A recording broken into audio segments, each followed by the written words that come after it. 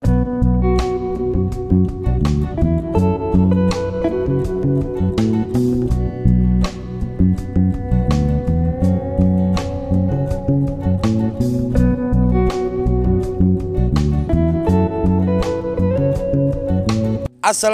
warahmatullahi wabarakatuh. Salam sejahtera buat semuanya.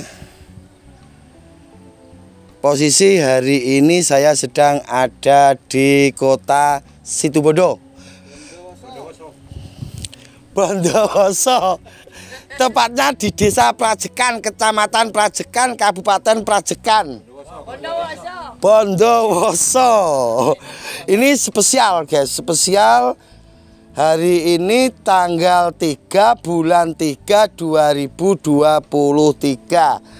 Nanti soal tayang videonya tinggal Mas Yusuf Wijayanto. Yang jelas saya hadir di Bondowoso ini tanggal 3 bulan 3 2023. Ya Cip ya? Reneno. Ini lahan hampir kurang lebih 1 hektar. Nanti biar disut sama Mas Yusuf. Tanaman bawang merah ini saat ini usia 7 HST. 7 hari setelah tanam.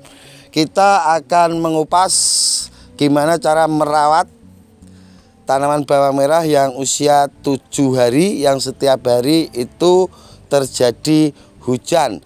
Bahkan kita berangkat dari kemarin sore jam 3 sore sampai jam 12 malam itu diguyur hujan.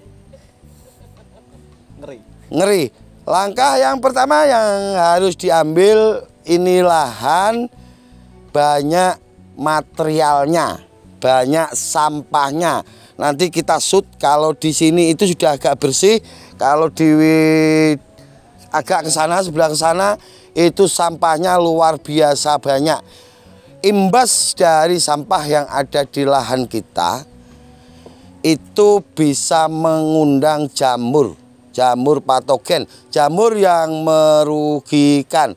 Jadi apapun alasannya, jika lahan kita banyak materialnya atau banyak sampahnya, wajib kita bersihkan.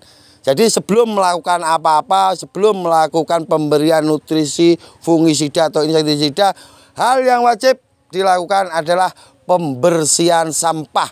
Karena bermula dari sampah yang banyak, itu akan menimbulkan penyakit. Jika kita hanya mengobati tanpa harus membersihkan sampah, itu menurut saya juga percuma. Kita akan kewalahan. Jadi langkah yang pertama ini yang harus diambil, sampahnya harus dibersihkan. Ini sampah masuk ke lahan lewat selokan. Ya Pak ya, selokan itu sampah dari pemukiman atau sampah dari kampung. Ucup pencolot modelnya. Tetap pada slogan kita berbagi tak akan mengurangi, ojo bosen tumindak becik. Langkah yang kedua, karena ini musim penghujan, ini untuk yang punya lahan Mbak Eni benar-benar perlu diwaspadai karena musim hujan. Selalu jaga kenetralan pH. Jadi jangan sampai pH itu drop. pH Cup. Ora B, pH. Jangan sampai drop. Caranya gimana? Kita harus punya alat pH-nya dulu. Dan jika asam, harusnya gimana? Kita harus mempersiapkan kalsium. Lagi-lagi karena ini masih musim hujan, jadi saya harus menjelaskan gimana tata cara merawat bawang merah saat musim hujan. Beda lagi nanti kalau saat musim kemarau, saya akan menjelaskan tata cara budidaya bawang merah saat musim kemarau. Karena ini masih musim hujan, benar-benar harus diwadahi, harus benar-benar disadari dan harus diwaspadai bahwasanya jamur itu lebih kejam menurut saya daripada hama. Kalau kita ngobati ulat itu kelihatan ulatnya. Kalau kita ngobati gerandong itu kelihatan liromisanya. Kalau kita ngobati kutu-kutuan kita tahu terbangnya. Jadi kalau jamur ini kasat mata kita tidak tahu, dan penyebarannya itu sangat cepat, lebih cepat dari hembusan nafas kita. Jadi harus hati-hati. Ini setiap hari ada yang merawat, ya Pak ya, Ibu. Setiap hari ada yang rawat, coba disucup. Setiap hari ada yang rawat 3 orang. Semoga beliau-beliau ini selalu diberikan kesehatan dan bisa menjaga tanaman ini sampai nanti pasca panen. Oke. Yang kedua tadi harus menjaga pH-nya. Jika pH drop harus disebari kalsium. Cara ngasih kalsium tak praktekkan, guys. Cara ngasih kalsium untuk pemalas itu langsung bisa disebar. Langsung bisa disebar, kalsiumnya disebar.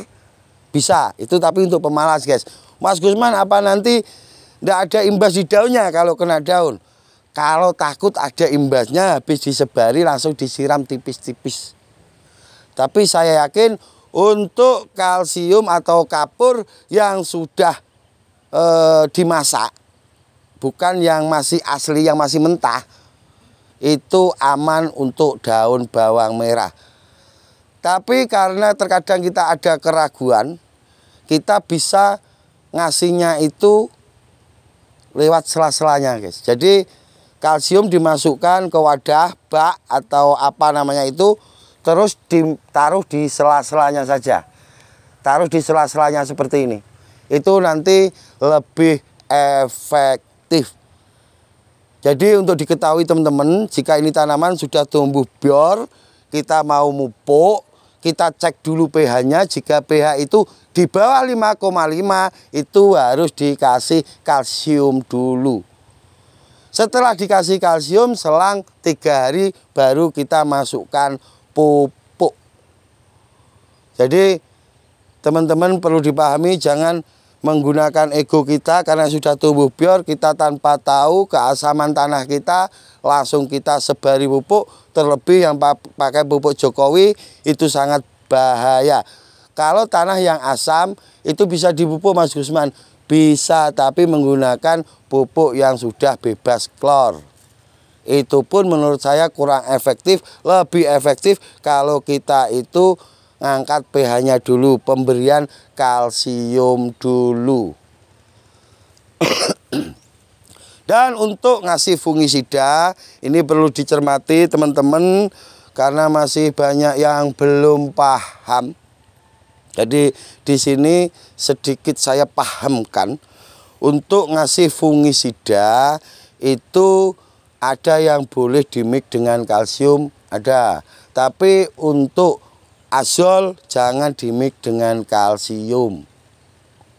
Jadi benar-benar harus dipahami untuk teman-teman. Terlebih masih banyak teman-teman yang selalu tanya, insek dimix dengan kalsium, nyepre insek dimix dengan kalsium. Lah tujuannya apa gitu? Kalau memang tujuannya untuk membunuh ulat, kenapa harus pakai kalsium? Insek itu bekerja pada posisi asam, sementara kalsium itu basah. Jadi bertabrakan. Kalau masih ada yang tanya lagi, pokok selalu saya jelaskan.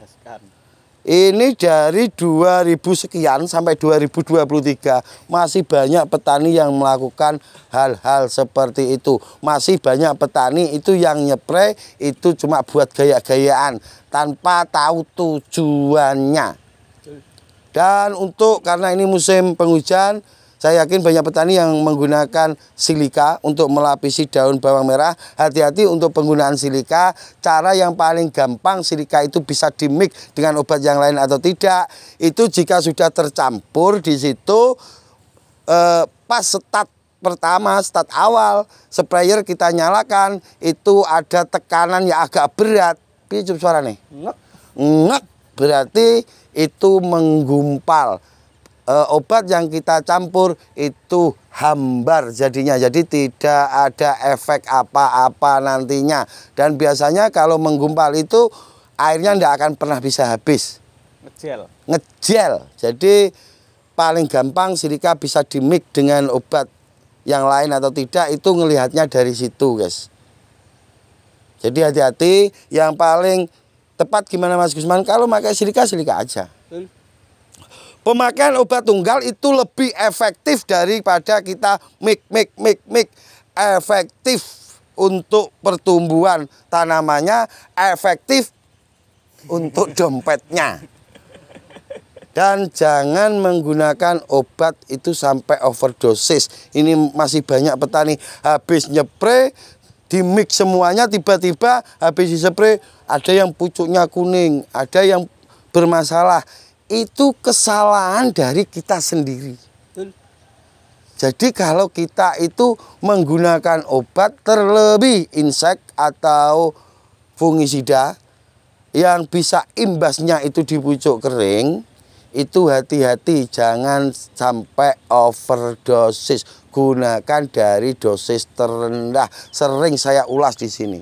Gunakan dari dosis terendah. Banyak petani yang mindsetnya itu selalu bilang bahwasanya jika kita kasih 1 tutup itu bagus, berarti kalau kita kasih 2-3 tutup itu akan lebih bagus. Itu salah total. Jadi terkadang tanaman kita rusak itu efek dari tangan kita sendiri. Pas duitnya akeh, obatnya akeh. Oke, ingat untuk pemberian dosis hati-hati, mulailah dari dosis terendah.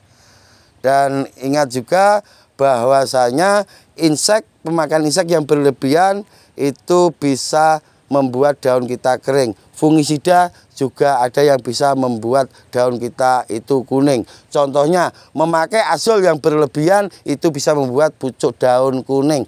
Jadi pemakaian azol itu tidak harus tanaman kita kena jamur, enggak. Tanaman kita yang terlalu vigor itu tanpa ada jamur pun kita bisa menggunakan azol, bisa menggunakan remazol. Tujuannya untuk menghentikan pertumbuhannya supaya tidak vigor. Tidak harus nunggu ada jamurnya. Tapi usahakan azol itu jangan dipakai saat pertumbuhan, karena itu bisa menghentikan pertumbuhan. Kalaupun urgent, memakainya itu sedikit saja. Jadi untuk tanaman yang baru tumbuh 10 hari itu gunakanlah 5 mili. Mentok pakai 10 mili, jangan lebih dari 10 mili. Karena itu bahaya. Basa kuat jika kita spraykan itu berlebihan juga bisa membuat daun kita kering. Asam kuat jika kita spraykan berlebihan juga bisa membuat pucuk kuning. Jadi sama saja, sama-sama bisa membuat pucuk itu kering. Azol berlebihan juga akan membuat pucuk kuning. Bahkan kerdil. Oh ya, di sini saya jelaskan untuk pemakai airman, air rendaman semen, itu gini guys. Kalau memakai airman itu posisi tanaman sampan itu terlalu vigor. Tanaman sampan itu lemes, tumbuhnya terlalu cepat, itu menggunakan airman. Jangan asal menggunakan airman. Kalau tanaman sampan itu kerdil dan menggunakan airman, maka tanaman sampan tidak akan bisa tumbuh subur. Tidak semuanya tanaman itu bisa di airman, enggak. Walaupun di situ saya bilang airman itu sangat bagus untuk bawang merah. Seperti itu Mas Yub ya. Dan ini untuk bapak-bapak, jenengan-jenengan yang wajib dipahami. Yang pertama tadi, sampah harus bersih dari lahan. Karena imbas sampah yang ada di lahan itu imbasnya sangat besar sekali. Karena ini untuk bertani berkelanjutan. Tidak hanya tanam sekali, karena kita butuh tanam kedepannya lagi. Makanya sampah atau material yang ada di lahan kita itu wajib dibersihkan sebelum melakukan apapun. Memberikan pupuk atau penyepraian pakai fungi atau insek. Sebelum itu sampah-sampah harus dibersihkan. Paham Mas Ucup? Paham. Oke guys, itu sedikit informasi dari kami. Semoga bermanfaat. Sedikit informasi, kalau ini diubengi, apa Cuk? Dipagari. Jadi dipagari waring kalau bahasa Bojonegoronya. Kalau bahasa sini saya kurang paham. Kenapa Pak? Waring. Wis padha wae berarti. Sama saja guys, sama-sama waring. Waring ini fungsinya untuk apa? Satu, biar ayam tidak bisa masuk. Itu pastinya. Yang kedua, ngengat itu terbang tidak akan lebih dari 2 meter. Ilmu. Roh ngengat. Ngengat. Apa? Kaper. Oh, kaper. Kaper itu tidak bisa terbang lebih dari 2 meter. Ini rata-rata guys. Kalau kapernya nakal biasanya terbangnya agak tinggi. Biasanya merambat. Merambat gini. Jadi pada umumnya kaper atau ngengat itu terbangnya tidak bisa lebih dari 2 meter. Makanya ini dipagar. Untuk mengurangi serangan ngengat. Biasanya ini juga ada lampunya. Tapi ini tidak dipasang lampu karena ini musim penghujan. Ngengat belum ada yang nyerang. Paham? Saya diwaring kenapa? Pitik ayam. Yang kedua kaper. Jika ngengat itu terbangnya agak tinggi, maka dia akan dimakan hewan pemangsa yang lainnya. Makanya terbangnya agak rendah. Ngengat itu juga berilmu, Cuk. Jadi dia kalau terbang agak tinggi, pasti dia akan dimakan hewan burung-burung yang terbang itu. Kalau dia terbangnya agak rendah, dia tidak kena makan. Di saat dia terbang rendah karena ini sudah dipasang waring, dia tidak bisa masuk. Merayap tapi. Merayap. Ya, yang nakal kan ada, yang nakal juga ada, guys. Jadi pada umumnya seperti itu. Oke, itu sedikit informasi dari kami. Yang jelas di sini saya tekankan sampah harus bersih dari lahan, wajib bersih. Betul. Oke. Semoga bermanfaat untuk semuanya. Kita doakan semoga tanaman Mbak Heni ini bisa lulus sampai panen. Amin. Tidak banyak kendala. Amin. Kalaupun ada serangan apapun gampang teratasi. Amin. Nanti akan selalu didampingi oleh Master Yusuf Wijayanto. Ya, Cuk ya. Akhirul kalam, wabillahi taufik wal hidayah wa ridha wal inayah. Assalamualaikum warahmatullahi wabarakatuh.